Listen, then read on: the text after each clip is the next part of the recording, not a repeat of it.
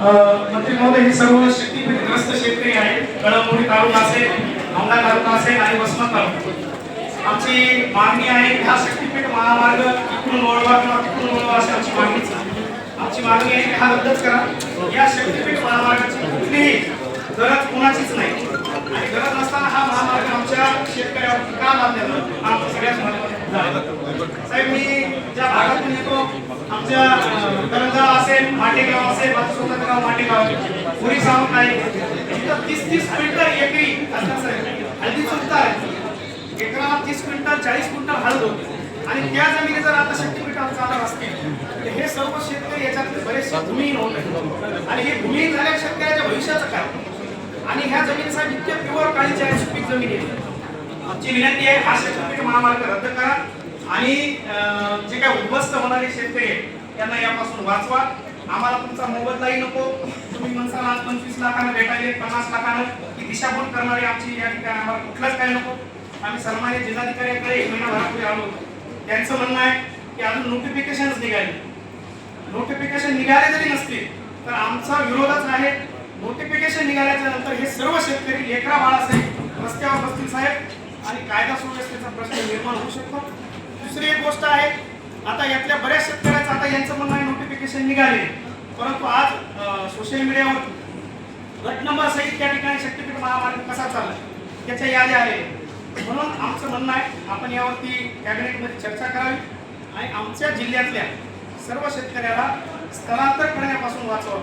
यांच्या जर जमिनी गेल्या तर साहेब फाशी देते आणि हे पुण्या मुंबईला कामाला जाते, इथं राहून काय फायदाच नाही ना. आणि म्हणून हे शेतकऱ्यावरचं बळीराजावरचं आलेलं संकट इडापिडा टळू दे आणि बळीचं राज्य येऊ दे आपण एकीकडे म्हणतो, परंतु या शक्तीपीठ महामार्गामुळे बळीचं राज्य येणार नाही तर बळी पुन्हा पाताळात जाईल अशी धारणा आहे. दुसरी गोष्ट आहे, पर्यावरणाचा ऱ्हास होईल. एकीकडे आपण झाडे लावा, झाडे जगवा, परंतु दुसरीकडे या शेतकऱ्याच्या जमिनी जर गेल्या तर लाखो झाडे कटतील. परत 25 फूट रोड होणार आहे, त्याचा आम्हाला काय फायदा? आम्हाला काहीच फायदा नाही. 25-30 फूट चाललं आणि मग मातीचं सुद्धा प्रदूषण व्हायलंय, पर्यावरणाचा ऱ्हास व्हायलाय. उद्या ते जंगलातले झाडं जे काही जनावर आहेत, प्राणी आहेत, ते आमच्या घराने गावाने घुसतील ना. बिबट्याचं चित्त्याचं प्रमाण पुन्हा वाढेल आणि वेगळीच एक मोठं संकट या माझ्या शेतकऱ्यावरती या ठिकाणी येईल. आणि म्हणून आपल्याला विनंती आहे की या संकटापासून आपण वाचवावं आणि हे सर्व जे काही शेतकरी आहेत कुठल्याही पक्षाचे नाही, कुठलेही कार्यकर्ते नाहीत, काही नाही, हे सगळे सामान्य गाव पातळीवर काम करणारे शेतकरी आहेत. यांना आम्ही घेऊन आहोत आणि यांना घेऊन आम्ही साहेब सकाळपासून बसलो. तर आम्हाला विनंती आहे आपण ठोस आपल्या या ठिकाणी मार्गदर्शन करावं. तत्पूर्वी आमचे माजी गट शिक्षण अधिकारी आहेत जे आता शेतकरी नेते म्हणून आहेत, तानाजी भोसले सर साहेब. मी एक संदीप माटेगावकर, तानाजी भोसले, आमचे पुष्पक देशमुख असतील, आमचा तिकडे गोरख चव्हाण आहे साहेब. ही आम्ही जनजागृती करायला लागलो आणि म्हणून परवाला आम्ही आमच्या औंढा तालुक्यातल्या राजा या ठिकाणी बैठक घेतली शेतकऱ्यांची. दुर्दैवाला साहेब शेतकऱ्यांनी बैठक घेतली, एकत्र आले, चर्चा झाली म्हणून आमच्यावरती गुन्हे दाखल होता साहेब. एसपी साहेब अजित पवार जाऊन 3 महिने जातात. राज्याचे जबाबदार उपमुख्यमंत्री होते, एका पक्षाचे राष्ट्रीय अध्यक्ष आहेत, त्यांच्यावरती FIR होत नाही त्यांच्या घातपाताची. परंतु दुर्दैवानं शेतकऱ्याचे पोरं शेतकऱ्याच्या प्रश्नावर, आमच्या बापजात्याच्या प्रश्नावर आम्ही एकत्र यायलो.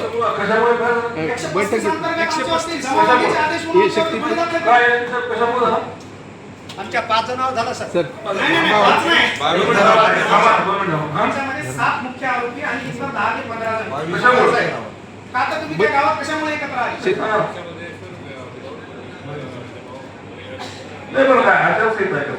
परमिशन आम्ही काय स्टेज नव्हतो, म्हणजे शेतकऱ्यांनी प्रशासनाची भूमिका असेल तर ते सांगा.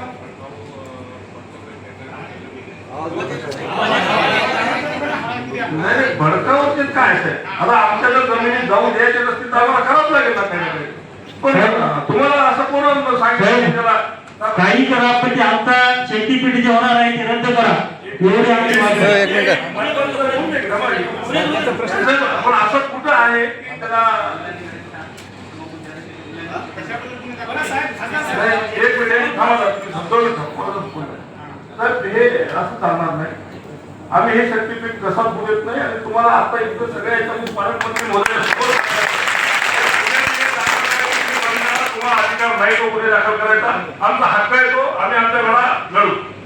पण तुम्हाला सांगतो असं जर तुम्ही जे जोर जबरदस्ती करत असाल तर ते चालणार नाही. माग मागे चालू तरी नाही, आम्ही नाचाही गाव करत नाही.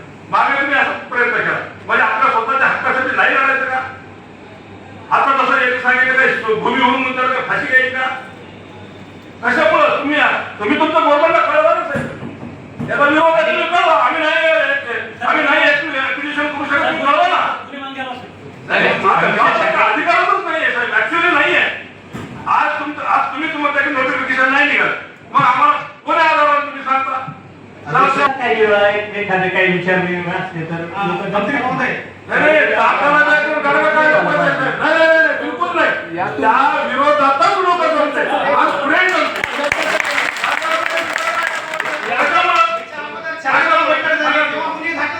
सर आम्ही आमच्या भावना मांडायच्या की नाही, फक्त शेतकऱ्याचं खच्चीकरण करण्याच्या हेतूनं हे गुन्हे नोंद झालेले आहेत. बाकी काहीच विषय नाही. येणाऱ्या काळात कोणाच शेतकऱ्यांना साहेब, आमचे SP साहेब आपल्याला कोणाची जमीन गेली तर कोणाला रस्त्यावर उतरायचं नाही का? शासनाला आपण तात्काळ तिथून हलवा. आमची विनंती आहे, कोणाच्या प्रेशरखाली, कोणाच्या हा. दबावाखाली किंवा कोणाच्या सांगण्याहून असं जर काही त्याच्यात राजकारण, आमचा संशय आहे की त्याच्यात काहीतरी राजकारण होतंय. आमची विनंती आहे, आम्ही शेतकऱ्याच्या पुढं आम्ही एकत्र यायचं नाही असं आम्हाला हा. लेखी येऊन तरी द्या. आम्ही तोंडाला चिकटपट्ट्या लावतो मंत्री महोदय आणि आम्ही घरामध्ये वस्तू बांगड्या घालून. आता मी तुम्हाला इथं आलो ढकलीत बाहेर आलो. कोणत्या अधिकाऱ्याने? आता तुमच्यासमोर. आम्ही एका दाण्याच्या आवाजाने शेतकरी आहे. या बैठकीला सराव देऊन मुख्यमंत्री साहेबांना बोललं पाहिजे. नाही, मुख्यमंत्री साहेब. नसताना सर, हा रोड का पूर्ण आजची 1 मे पूर्ण जिल्ह्यातल्या ग्रामसभेचा ठराव आहे या शेतकऱ्यांच्या विरोधामध्ये. साहेब माझा ऐकून घ्या. जशी अलाइनमेंट पडली आणि जसे गट नंबर आले तशी माझ्या गावातल्या जवळपास 40 ते 50 शेतकऱ्यांनी जेवण करणं सोडून दिले. हे खरं आहे, सर. त्यांना जोरदारानं फक्त पॅन कार्ड बघायले. आणि जर समजा असे जर आम्ही एका जागी आलो आणि आमच्यावर जर कोणी गुन्हे दाखल करत असेल, आम्ही काय पाकिस्तान मधून आलेले नाही साहेब. आम्ही हरामासाठी शेतकरी आहे. याचा विचार या शासनानं प्रशासनानं करायला पाहिजे साहेब. आणि याच्यावर जे काय आहे ते तोडगा काढायला पाहिजे. काही जरी झालं तरी आम्ही एक इंच जमीन मिळणार नाही. जमीन आम्ही देणार नाही. आता आम्ही आत्महत्या वगैरे काही करणार नाही साहेब. ते जमाना गेला आत्महत्या करण्याचा. आम्ही वेळ प्रसंगी तुम्ही जर आम्ही कायद्याने जाऊ, जर तुम्ही जर हे करत नसाल कायदा आम्हाला कायदा हातात घ्यावा लागेल. आम्ही मारूत किंवा मरूत मात्र शक्तीपीठ होऊ देणार नाही. म्हणजे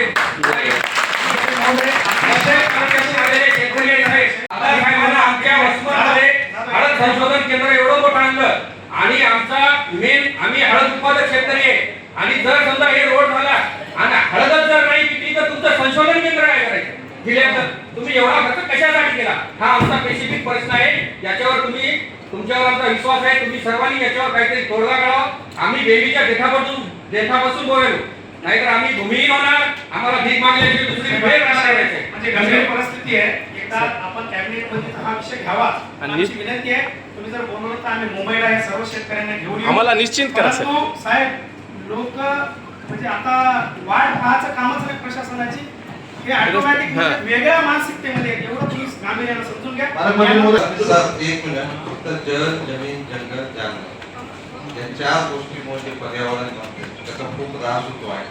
असता नदीवर मी समन्वय करून काम करीत असताना आम्ही कुटुंबातून लोकसहभागामधून 1.25 लाख मला गाव मी शिक्षण अधिकारी असताना हजारो टन आम्ही प्लॅस्टिक गोळा केलं विद्यार्थ्यांच्या. आणि ही नदी ह्या सगळ्या नद्या जर दाखवायच्या नदीचा 25 फुटावरचा लोड आहे. एखाद्या उद्योगपतीचं विजिट प्रोजेक्ट असू शकतो. पण तुम्हाला काय विजिट प्रोजेक्ट करायचे त्याचे गाठ तुम्ही पूर्ण करा, पण आपल्या शेतकऱ्याच्या जमिनीला हात लावू नका. हजारो पिढ्यांचा घाम आणि रक्त आम्ही त्या जमिनीत आटवलेला आहे सर. आणि आम्ही तुम्हाला मिळाले नाही. शिवशाहू आपले आंबेडकर हे आमच्या काळात आहे. बुद्ध महावीर ही आमची प्रेरणा आहे. आणि म्हणून हे 4 इंच वरचा थर आहे ना सर, सुपीक जो असतो जमिनीचा तो तयार व्हायला 800 वर्ष लागतात. 800 वर्ष. आणि तो जर हे सगळी जलसंरचना बिघडली नाही, हे 25 फुटाचं जर तुम्ही केले नाही तर एवढे मोठे संकट येईल सर. आज कुठेही डोंगर शिल्लक नाही. आज आमच्या शिरडच्या भवानीच्या मालाला खालूनच आग लावली. म्हणजे ते शिरड गायब होऊन जाईल. कुठे रोड जल नाही, जमीन नाही, जंगल नाही, हे सगळे शिरड उद्ध्वस्त होती सर. निसर्ग बिघडला, निसर्ग कोपलाय. प्लीज हात जोडून विनंती आहे सर, आम्ही हे सगळ्या शेतकरी बांधवांच्या वतीने हात जोडून आमची तुम्हाला विनंती आहे, तुम्ही आमचे मायबाप आहात, तुम्ही आमचे पालकमंत्री आहात, हे आपल्या राज्याच्या मुख्यमंत्र्यापर्यंत आमच्या या सगळ्या संवेदनशील भावना ज्या बाधित लपलेल्या चैतन्य मोडविण्याचा आम्ही प्रामाणिक प्रयत्न करेल. तो जे ध्यान सर 75 वर्ष झाली या देशाच्या लोकशाहीला, एक दाना काळ्या जमिनीत टाकून 1000 दाण्याचं कधीच टिकवणारा, उन्हा पाण्यात मध्ये राबणारा हळून बोललेला काका उडून येतो, गवत कापताना आमच्या माईच्या हातामध्ये परवड येतो, सगळ्या बायाच्या आत्याच्या मावशाच्या काचा उडल्या. हा ड्रीम प्रोजेक्ट घ्यायचा, त्याच्यापैकी 1% लोक पण विमानात बसले नाही. चंदनाची तस्करी करणारे विमानात बसले, वाळू टिपलं चालवतात तुम्ही लोक, 100 वाळू टिपलं चालवणारे विमानात बसतात. सर हा जोडून विनंती, आमचा शेतकरी विमानात बसला पाहिजे याच्यासाठीचा ड्रीम प्रोजेक्ट राबवा. आम्ही सगळे तुमच्या सोबत सर एकच आहे, हे रस्ता झाल्यानंतर आहे ते व्यवस्थित वडीलधारे राहणार नाही, सगळ्यांच्या दिशा बदलणार आहे. 30 फुटाची उंची किती जणांचं नुकसान करत याची परिसीमाच नाही. फक्त कळकळीची विनंती, पोट किती बेबीच्या देतात नाही बस बस. आम्हाला या धस्तीपण घटना पण कशा जाहीर होतात सर?